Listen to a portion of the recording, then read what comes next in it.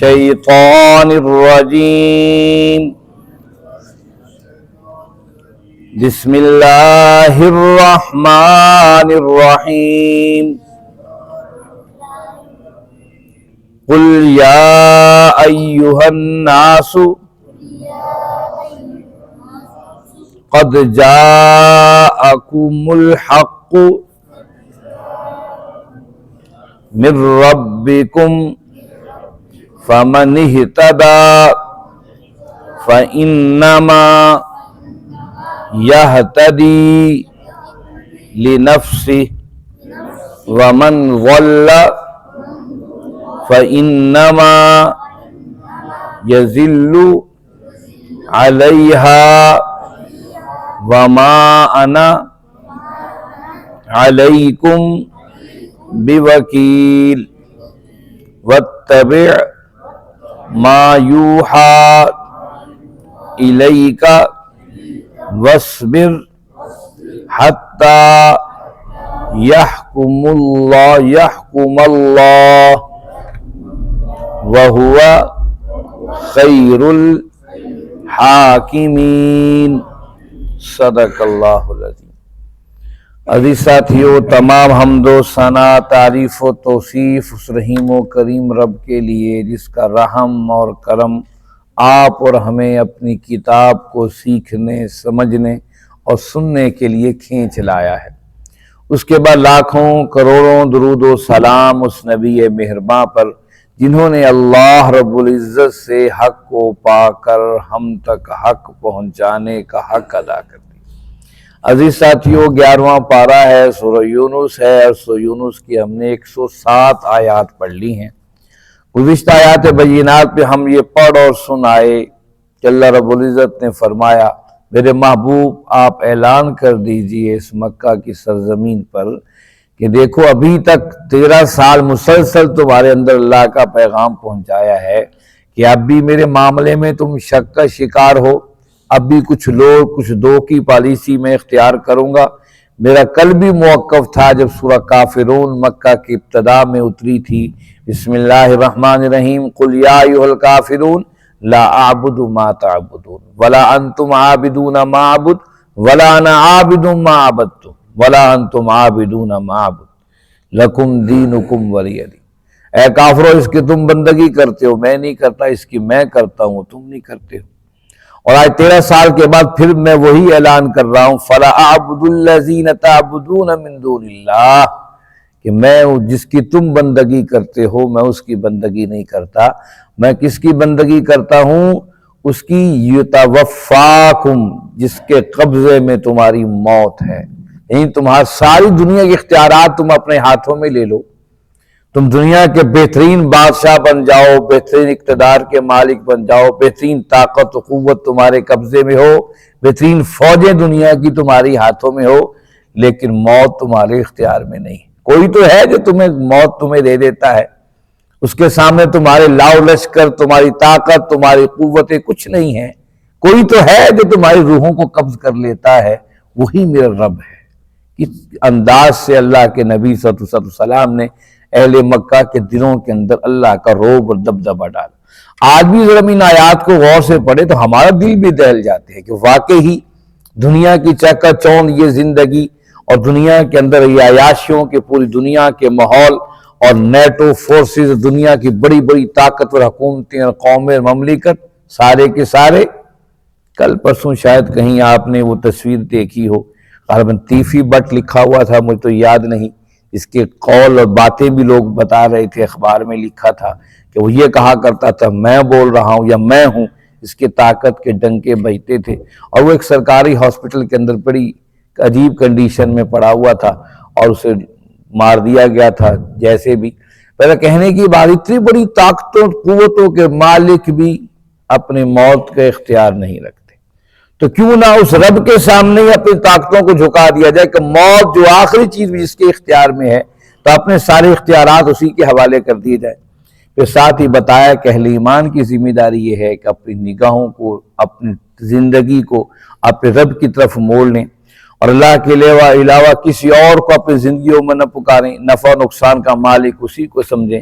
اگر دکھ تکلیف اگر پہنچ جائے تو اسی سے اپنی عرضداشت رکھیں، اور جس کو اللہ فضل دیتا ہے، جس کو چاہتا ہے ارادہ کر دیتا ہے فضل کا، اسے فضل دیتا ہے اور کوئی اس سے لے نہیں سکتا ہے، اور وہ بہت بے غفور الرحیم ہے، بخشنے والا اور مہربان ہے۔ یہ تھی گزشتہ آیات۔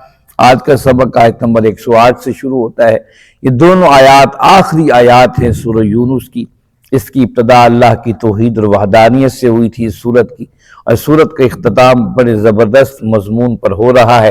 فرما اعوذ باللہ من الشیطان الرجیم، قل، میرے محبوب اعلان کر دیجئے، کہہ دیجئے، یا ایھا الناس، انسانوں، قد جاءکم الحق، یقیناً تمہارے پاس حق آ گیا ہے، من ربکم، تمہارے رب کی طرف سے، فمن اہتدی، جس نے ہدایت پائی، فإنما یہتدی لنفسہ، اس نے اپنی ذات کے لیے ہدایت پائی، ومن ضل، جو گمراہ ہو گیا، فإنما یضل علیہا، وہ اپنی ذات کے لیے گمراہ ہوا ہے، وما انا علیہم بوکیل، اور میرے محبوب کہہ دیجئے میں کسی کا تم میں سے وکیل نہیں ہوں، تم میں سے کسی کا دروغہ یا تھانے دار نہیں ہوں۔ یہ بڑی اہم آیت ہے، اس میں فرمایا اللہ رب العزت ہے، میرے محبوب آپ بتا دیجئے، یا ایھا الناس، تمام انسانوں کو کہہ دیجئے، قد جاءکم الحق من ربکم، تمہارے رب کی طرف سے حق آ گیا۔ حق کیا ہے؟ بعض مفسرین نے کہا حق سے مراد یہ اللہ کا قرآن ہے، یہ اللہ کا قرآن آ گیا ہے، اور بعض مفسرین نے اس سے ذکر کیا کہ اللہ کے نبی صلی اللہ علیہ وسلم کی ذات گرامی ہے، کہ حق آ گیا ہے، قرآن ہو اور اللہ کے نبی صلی اللہ علیہ وسلم کی حیات طیبہ ہو، دونوں لازم اور ملزوم چیزیں ہیں۔ قرآن کو قرآن صامت کہا جاتا ہے، خاموش قرآن، اور اللہ کے نبی صلی اللہ علیہ وسلم کی ذات گرامی قرآن ناطق ہے، بولتا قرآن، چلتا پھرتا قرآن۔ اما عائشہ صدیقہ رضی اللہ تعالیٰ عنہا سے کسی نے پوچھا تھا، فرمایا اماں ہمیں اللہ کے نبی صلی اللہ علیہ وسلم کے بارے میں بتائیے۔ اما عائشہ صدیقہ رضی اللہ تعالیٰ عنہ نے فرمایا کیا تم نے اللہ کا قرآن نہیں پڑھا؟ یہ اللہ کا قرآن پورا حضور کی سیرت ہے۔ تو قد جاءکم الحق، حق کے اندر دو باتیں، رب کا قرآن بھی اور نبی کریم صلی اللہ علیہ وسلم کی ذات گرامی بھی۔ انسانوں تمہارے پاس رب کی طرف سے یہ آ گیا ہے، اتنی بڑی چیز آ گئی سارے۔ فمن اہتدی، جس نے ہدایت پائی، فإنما یہتدی لنفسہ، اس نے اپنی ذات کے لیے رہنمائی پائی، ہدایت پائی۔ اچھا، اہتدا یہ عربی زبان کا لفظ ہے، ایک ہدا لفظ ہے، ایک اہتدا لفظ ہے۔ ہدا ہدایت کو کہتے ہیں، اہتدا ہدایت پانے کو کہتے ہیں، اور اہتدا عربی کا لفظ، اس کا مطلب یہ ہے کہ جو اپنی ذاتی کوشش جد و جہد سے ہدایت کو پالے۔ گویا کہ اس بات کے اندر یہ بات چھپی ہے کہ اللہ رب العزت کسی پر ہدایت انڈیلتا نہیں ہے جب تک خود دل سے اس کی جستجو نہ ہو۔ اللہ رزق ہر ایک کو دیتا ہے، کافر کو بھی دیتا ہے، مومن کو بھی دیتا ہے، لیکن ہدایت اسی کو دیتا ہے جو اس کی جستجو کرے، اس کی کوشش کرے، اس کی طرف چل کر کوشش کرے، قدم چلے۔ فمن اہتدی، اور تم جب رہنمائی پاتے ہو، فإنما یہتدی لنفسہ، وہ ہدایت تمہاری اپنی ذات کے لیے ہے، کسی اور کے لیے نہیں ہے کہ تم ہدایت پا کر کسی پر احسان کر رہے ہو، رب کے اوپر احسان کر رہے ہو، اس کے رسول پر احسان کر رہے ہو۔ ہم تو اگر تہجد کی نماز پڑھ لے تو ہم سمجھتے ہم نے بڑا کوئی کام کر لیا ہے، ہم فخر سے کسی کو بتائے نہ بتائے، فخر سے لوگوں کو دیکھتے ہیں، اچھا یہ تو ہم سے کم تر ہے، ہم تو تہجد گزار لوگ ہیں۔ یاد رکھیے، اس لیے جو ہدایت ہے یہ کہا تمہاری ذات کے لیے ہے، اپنی ذات کے نفع کے فائدے کے لیے ہے۔ اس کو تکبر بنانا، اس کو غرور بنانا، یہ شیطان کا کام ہے۔ ہم دیکھتے ہیں کہ بعض لوگ دین کے اوپر عمل کر رہے ہوتے ہیں لیکن میں تکبر اور غرور بھی ہوتا ہے، وہ سمجھتے ہیں ہم سے بڑھ کر کوئی توحید پرست نہیں ہے، ہم سے بڑھ کر کوئی ایمان والا نہیں ہے۔ اس لیے ہدایت جو ہے یہ تکبر نہیں پیدا کرتی، یہ عاجزی پیدا کرتی ہے۔ اللہ کے نبی صلی اللہ علیہ وسلم مکہ میں داخل ہو رہے، آپ سے بڑھ کر کون ہے اللہ کے بعد زمین کے اندر تکبر کرنے کے لائق؟ لیکن آپ کی عاجزی کیا ہے؟ اس مکہ میں داخل ہو رہے ہیں جہاں آپ نے بلال کو اور جو ہے سمیہ کو اور عمار اور یاسر کو پٹتے ہوئے، تکلیفیں سہتے ہوئے دیکھا ہے، جہاں زنیرہ کی آنکھیں نکلتی ہوئی اللہ کے نبی صلی اللہ علیہ وسلم نے دیکھی۔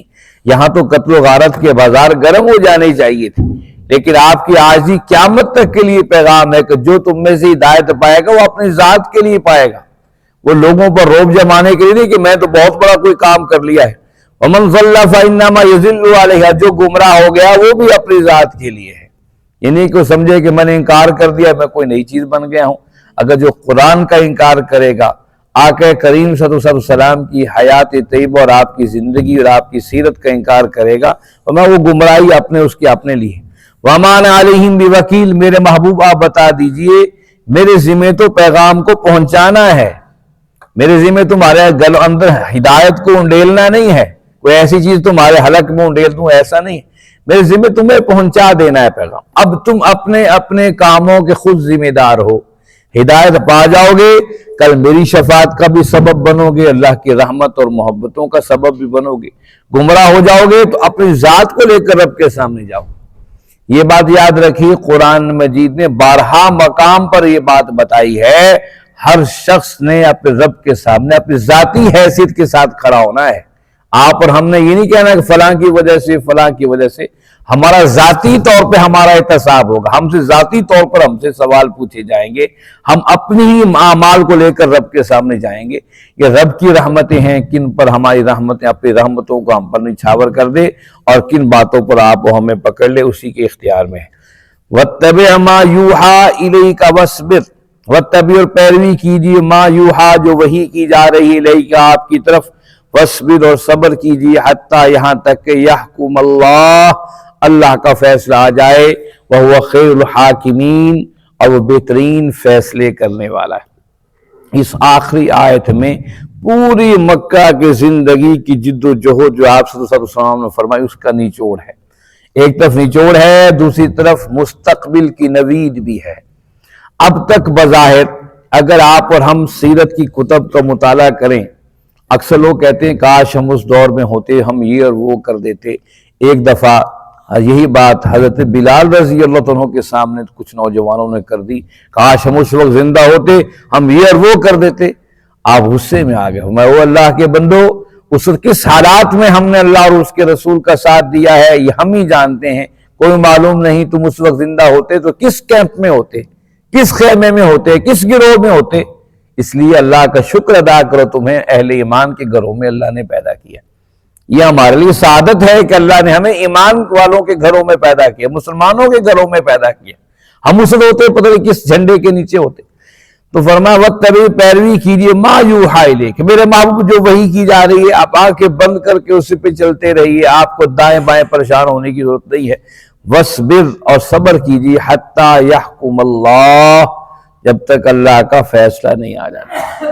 اللہ فیصلہ کرے گا، یعنی کہ بتایا مکہ کی سرزمین کے اندر ابھی بدر و احد بھی باقی ہیں، ابھی 313 ظالموں کو شکست دینی ہے، ابھی پھر فتح مکہ بھی ہونی ہے۔ آپ نے اسی شہر میں کس طرح داخل ہونا ہے اللہ کو تو معلوم تھا، اللہ نے بتایا کہ اپنے محبوب کو اور آپ کے محبوب کے ایمان کو وَاصْبِرْ صبر کیجیے، تکلیفیں مشقتیں ہیں، اب صبر کے دن کٹنے والے، صبر بڑی اہمیت کی حامل چیز ہے۔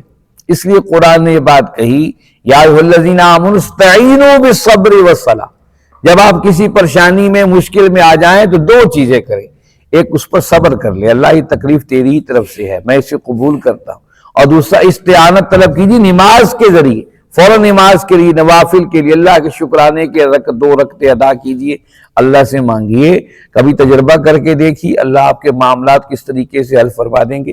یہاں فرمایا وَاصْبِرْ حَتَّىٰ يَحْكُمَ اللَّهُ يَحْكُمَ اللَّهُ، صبر کیجیے یہاں تک کہ اللہ کا فیصلہ آ جائے۔ گویا کہ بتایا جا رہا ہے کہ اللہ کا فیصلہ بھی پردوں کے پیچھے چھپا ہے، اور وہ فیصلہ کیا ہے؟ وہ خیر الحاکمین، وہ بہترین فیصلہ ہے، فیصلہ کرنے والے رب کا بہترین فیصلے کرنے والا وہی رب ہے۔ تصور کیجئے اس وقت سب کے سامنے سب اندھیر تھا، اس سے بڑی کیا کیفیت تھی کہ سب مکہ سے نکل کر مدینہ آ گئے اور اللہ کے نبی صلی اللہ علیہ وسلم بھی نکلے ہیں اور غار ثور کے اندر آ کے رک گئے ہیں۔ میں جب غار ثور آپ کی سیرت کے پڑاؤ میں پڑھتا ہوں تو میرے رونگٹے کھڑے ہو جاتے کہ ہر طرف سے راستہ بند، آپ غار ثور کے اندر دشمن دروازوں پر پہنچ گیا ہے اور آپ کے رفیق کار ابو بکر صدیق پریشان ہیں کہ اب کیا ہوگا۔ یہ بڑا کھٹن ترین مرحلہ ہے کہ پوری 13 سالہ دعوت اب دشمنوں کے ہاتھوں میں لگنے میں چند قدم، چند لمحے کے فاصلے رہ گئے ہیں۔ اس فرماتے ہیں اللہ کے نبی صلی اللہ علیہ وسلم لا تحزن ان اللہ معنا، کیا اس تحریک کے رہب و رہنما کا اللہ پر یقین و دعویٰ کتنا مضبوط ہے۔ آپ ابو صدیق سے فرماتا ابو بکر صدیق پریشان نہ، لا تحزن، غم نہ کر، ان اللہ معنا، اس نے مکہ کے سرزمین پر ہمارا ساتھ دیا ہے، وہ آج بھی ہمیں تنہا نہیں چھوڑے گا۔ اور پھر وہاں سے غار ثور سے نکلتی ہے وہ تحریک جو آج تک پوری دنیا کے انقلاب برپا کر رہی ہے، اور دنیا حیران ہے کہ کیا معاملے ہیں، یہ مسلمان کس مٹی سے بنے ہیں۔ کہیں بھی دکھ تکلیف ہوتی ہے، دور دراز ملکوں کے اندر لوگ اہل ایمان کی حمایت میں کھڑے ہو جاتے ہیں، کیا مناظر ہیں۔ فرمایا وَهُوَ خَيْرُ الْحَاكِمِينَ، یہ جو مکہ کی مشکلات ہیں اب کٹنے والی ہیں، اور اس کے اختیار میں جو بہترین فیصلے کرنے والا ہے۔ یہاں پر سورہ ہود مکمل ہو گئی، اس کے بعد سورۃ یونس مکمل ہو گئی، اس کے بعد انشاءاللہ سورہ ہود کا آغاز ہوگا، اور اس کے بعد ہمارا سپارہ بھی تکمیلی آخری مراحل کے اندر ہے۔ اللہ رب العزت سے دعا ہے اللہ رب العزت آپ اور ہم سب کو سمجھنے اور اس پر عمل کرنے کی توفیق عطا فرمائیں۔ وآخر دعوانا ان الحمد للہ رب العالمین، والصلاة والسلام علی سید المرسلین۔